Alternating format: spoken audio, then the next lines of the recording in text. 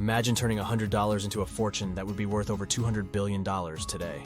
Now imagine losing it all in just a few generations. Welcome to the roller coaster ride that is the Vanderbilt family history. Welcome back to Mysteries Debunked, where we unravel the threads of history's most intriguing tales. Before we get into today's juicy story, please subscribe and ring the bell. Now let's set sail on the turbulent waters of the Vanderbilt family saga. It's the late 1700s in Staten Island, New York. A scrawny Dutch kid named Cornelius Vanderbilt, born into a family so poor they probably couldn't afford the van in their name. Little did anyone know, this boy would grow up to become the richest man in America. Now Cornelius, or Commodore as he'd later be known, he was never actually in the Navy. Didn't exactly have a silver spoon in his mouth. In fact, he probably didn't even have a spoon. At age 11, he dropped out of school faster than you can say child labor laws, and started working on his father's ferry. The ferry boy who could. Young Cornelius, all of 16 years old, borrowed $100 from his mom. That's about $2,000 in today's money. What does he do with this princely sum? Buy the latest iPhone? Nah, it's 1810. He buys a boat. Not just any boat, mind you, but a periauger. A flat-bottomed sailing vessel that's about as luxurious as it sounds. Our boy Cornelius starts ferrying passengers and freight between Staten Island and Manhattan. It's not glamorous work, but hey, it beats playing Fortnite all day, right? Here's where it gets interesting. Remember, this is the War of 1812. The British are blockading New York Harbor. And suddenly, Cornelius's little ferry business is booming. He's smuggling food to forts around New York, dodging British warships like he's in some sort of 19th century version of Fast and Furious New York Drift. By the time he's 18, Cornelius has expanded his ferry service, married his first cousin, yeah, we'll get to that later, and is making $1,000 a year. That's like $20,000 today. Not bad for a teenager who can barely write his own name. The Steamboat King. Fast forward a bit, and our boy Cornelius is all grown up. He's in his 40s, he's got a bunch of kids, remember that cousin wife? And he's doing pretty well in the ferry business. But Cornelius isn't content with just being a big fish in the small pond of New York Harbor. Oh no, he's got his sights set on bigger things. Steam-powered things, all aboard the money train. In 1829, Cornelius decides to get into the steamboat game. Now, steamboats were the hot new tech of the day. Imagine if Elon Musk had invented boats instead of electric cars, and you're on the right track. Cornelius starts by working for Thomas Gibbons, a guy who's fighting a legal battle against a steamboat monopoly. It's like the 19th century version of the tech wars, with less Twitter drama and more actual explosions. Cornelius learns the ropes, and by 1834, he's ready to go solo. He starts undercutting his competitors' prices, sometimes offering fares for as low as a penny. It's like the 1830s version of a price war. Except instead of getting cheaper gas, you might end up in the Hudson River if your captain was trying to win a race. By the 1840s, Cornelius is known as the Commodore, and he's running steamboat lines all over the Northeast. He's even got a line going to California, cashing in on the gold rush faster than you can say, "There's gold in them there hills." The railroad baron. But wait, there's more! Just when you thought Cornelius was content with his steamboat empire, he pulls a fast one. In the 1860s, he looks at the newfangled railroads and thinks, hey, I could make a buck or two there. And boy, does he ever. Cornelius starts buying up railroads left and right. He's like a 19th century version of Monopoly. Except instead of little plastic houses, he's buying actual railroads. His crowning achievement? The New York Central Railroad. This beast of a railroad connected New York City to Buffalo, and later to Chicago. It's like he built a money pipeline straight from the Midwest to his pocket. By the time Cornelius kicks the bucket in 1877, he's worth about $185 billion in today's money. That's right, billion with a B. He makes Jeff Bezos look like he's running a lemonade stand.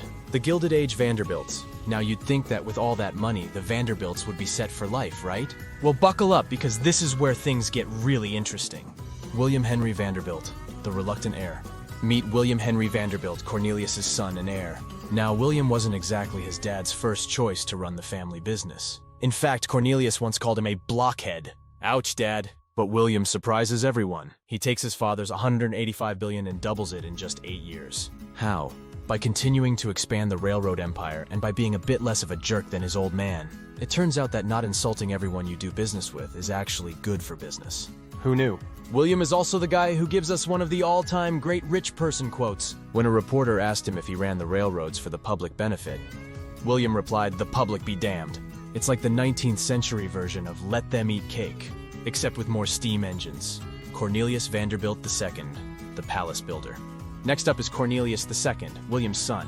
This guy decides that what the family really needs is a few more houses. And when I say houses, I mean palaces that would make Versailles look like a garden shed. Cornelius II builds the breakers in Newport, Rhode Island. This summer cottage has 70 rooms and covers 125,000 square feet.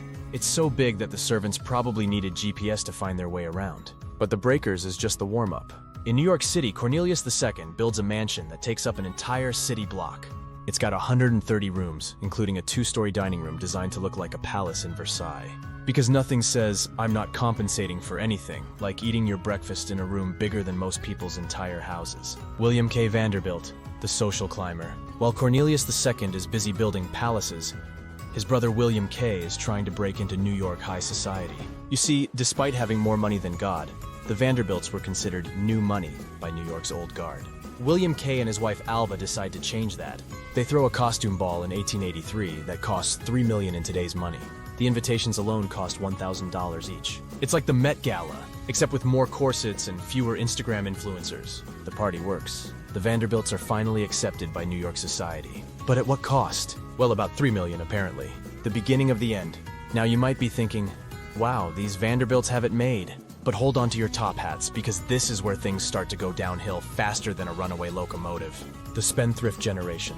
Remember all those massive houses and extravagant parties? Turns out they cost money. A lot of money. And while the Vanderbilts had a lot of money, they were spending it even faster than they were making it. Take George Washington Vanderbilt II, for example. This guy decides to build Biltmore Estate in North Carolina. It's the largest private residence ever built in the United States, with 250 rooms spread over 175,000 square feet. It's so big that it has its own village. Because why stop at a mansion when you can have your own fiefdom? Then there's Consuelo Vanderbilt, who's basically sold off to the Duke of Marlborough to secure a title for the family.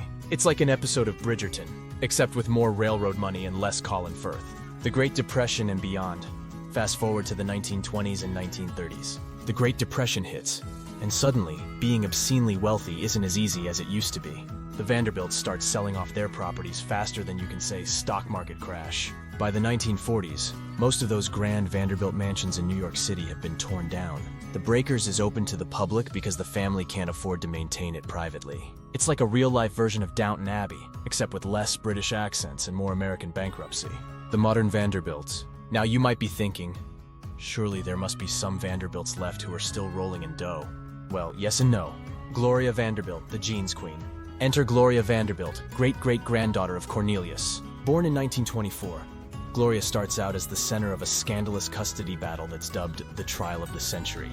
It's like a soap opera, except with more inheritance money and fewer evil twins. Gloria goes on to become a fashion designer, artist, and actress. She's most famous for her designer jeans in the 1970s and 1980s. That's right, the descendant of the richest man in America ends up making her fortune by putting her name on people's butts. Anderson Cooper, the Silver Fox. You might know Anderson Cooper as a CNN anchor and silver-haired dreamboat. But did you know he's also a Vanderbilt? That's right, he's Gloria's son. Anderson has famously said that he won't inherit any of the Vanderbilt fortune. In his words, "I don't believe in inheriting money. I think it's an initiative sucker." It's a far cry from his great-great-great-grandfather's "the public be damned" attitude. The Vanderbilt legacy.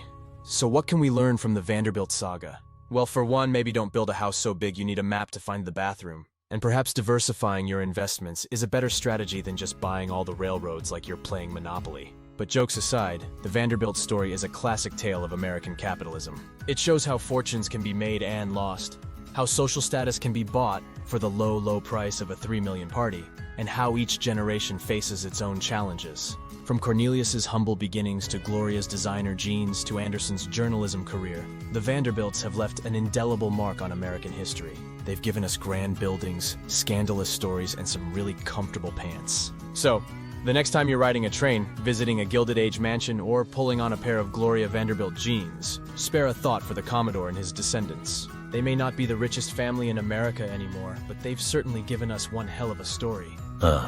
As we wrap up our journey through the Vanderbilt family history, I can't help but wonder, if Cornelius could see his family now, what would he think? Would he be proud of their cultural impact, or disappointed in their financial mismanagement? And more importantly, would he have liked Anderson Cooper's reporting on CNN? Well, folks, that's the story of the Vanderbilts. From ferry boats to fortunes to financial ruin.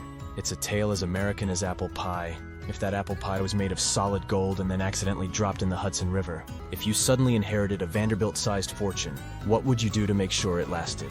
Would you invest it wisely, or would you be tempted to build your own 250-room mansion? Let us know in the comments. And hey, if you enjoyed this deep dive into American history, don't forget to like this video and subscribe to Mysteries Debunked. Your support means the world to us and helps us keep bringing you these fascinating stories from the past. Until next time, keep questioning, keep exploring, and keep debunking those mysteries.